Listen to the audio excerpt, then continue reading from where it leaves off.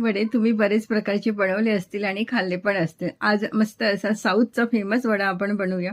त्याकरता तांदूळ घेतले, चण्याची डाळ, उडदाची डाळ आणि तुवर डाळ हे सर्व व्यवस्थित धुवून घ्यायचं 2-3 डाळ. नंतर त्यात लाल मिरची घालायची, पाणी घालायचं आणि 2 तास भिजत ठेवायचं.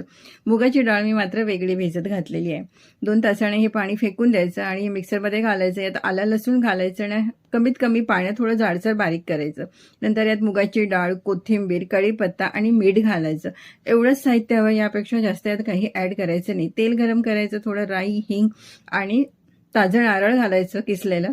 हे एखाद मिनिट आपण असं परतून घ्यायचं आणि हे सुद्धा बाकी साहित्यात सर्व मिक्स करायचं. आणि आता हे सर्व मिक्स करून घ्यायचं. तुम्ही हाताने पण करू शकता.